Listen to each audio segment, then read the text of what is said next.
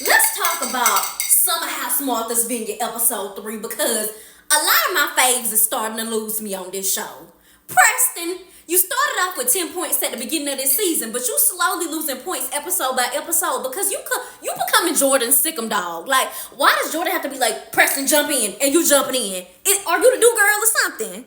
Noelle, I love you down. You was one of the best additions to ever come on this show. But why are you ever chasing after the knockoff, broke down, miniature afro, wannabe John Legend? And then you got rejected on TV by this, and you lost me some more when it came to that situation because I know you and Summer may not be the bestest of friends, but your friend fooled with them. Now you know that they willy dilly in the bed for real. So why are you even like breathing his way? That's weird. Also, y'all was having a little too much little Japanese over there about my good sis Mariah. Love you down, Noelle, but keep it cute when it comes to my good sis Mariah, because justice for her. And I'm just trying to figure out, everybody keep on screaming about what Bria went through. What did Bria go through? Then, Jordan was always on the cusp for me, but she's officially fell into the wayside. God, she the main one keeping up this narrative that Bria went through so much last season with Mariah. You need to stop worrying about that and worry about whatever you got going on with them wigs. And I'm telling you, I know she's in distress about the hair and stuff, and I really, really do feel bad for her, but I really think she's just mad because the wigs is sitting on stilts. Like, the wigs don't got no part. The wigs is sitting sideways. They throwing up west side, east side at the same time. That's what's really wrong with her. That's why she got the stinking ass attitude. Then you know y'all acting a fool when you got me back, feeling bad for Jasmine. I never feel bad for Jasmine, but y'all had me feeling bad on the preview. And you know what? Jasmine, she never had no points when it came to me, but she gained a quarter, and $1.25 back. She's $1.25 right now, and currently for episode 3, because I like that she came to terms that she was a terrible ass friend to Mariah, that she did not scope out the scene and assess the situation correctly and stand up for her real life friend, somebody who was homeless with for months. I think they said 7 months they was in a car living together, stopping at fucking truck stops and stuff, showering, brushing their teeth. A real deal down the ride with you friend, a friend that rode with you through the beginning to the fucking end. So the way you did her was crazy. So I'm glad you went back and fixed that, and you said you kept reaching out to her and you kept on reaching out until she extended her hand as well. So thank you for that. You went and fixed that. You went and righted that wrong.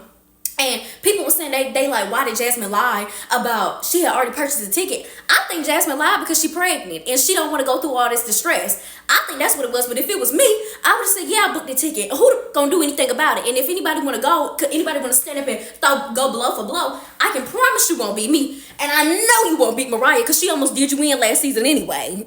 And since we talk about Mariah, let's get on Phil. Okay, last season, I ain't gonna lie, Phil made me chuckle and kiki a little bit, and then he started getting disrespectful. So I understand the whole discussion about he was too disrespectful. People don't want him to come back. The only person I 100% understand is Preston. Preston's reasoning, I understood completely because I do get that sentiment from Phil. And when he was on the phone, he did it again with trying to say like, I know ain't no grown ass man that upset over another grown ass man or something like that. I'm like, but you're putting this stipulation back out there. That energy that you had for Preston when you saw him, you too soft. Yeah.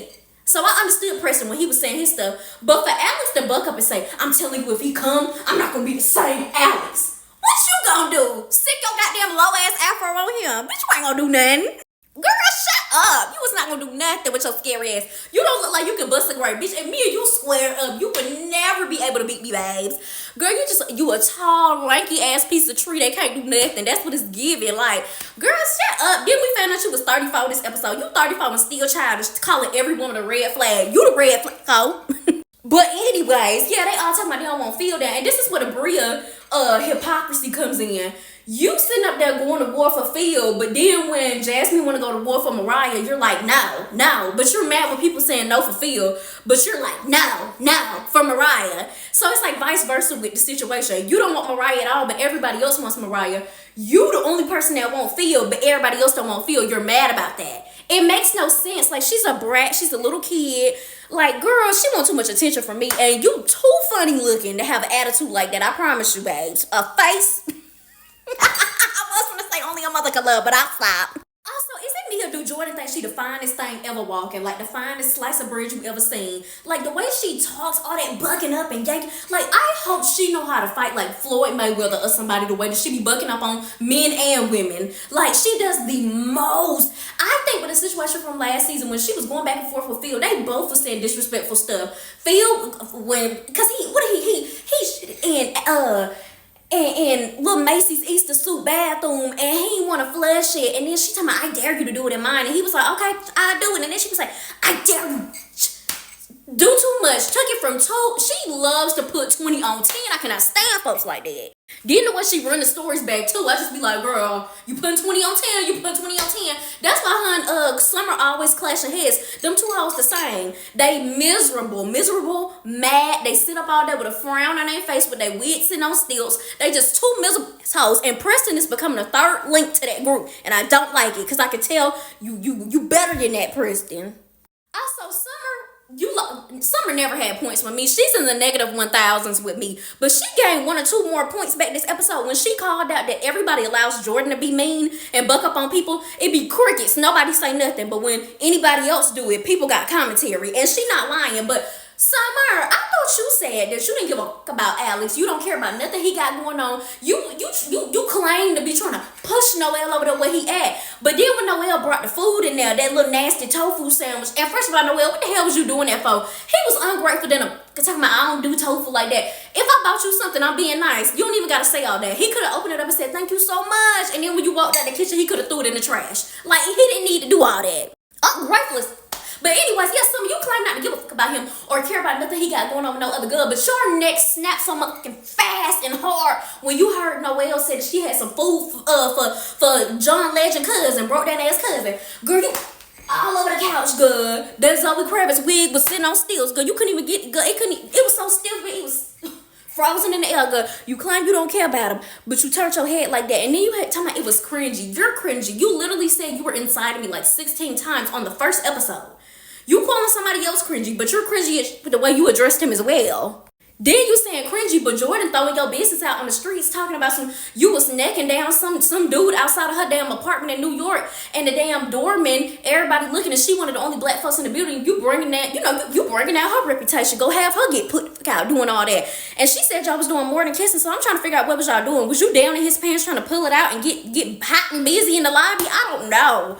But for you to have all that smoke and all the commentary and judgment that you be having for Shanice, the fun girly, when we figuring out kind of sort of how you get down in real life, it kind of seemed like you Shanice behind doors. So I think that's why you jealous of Shanice out loud, because Shanice don't fuck. But you want to play the whole I'm so sweet, I'm so nice, I'm so quiet, I'm so poised, I do poetry, and I go listen to John Legend on the weekends. And that's not really you.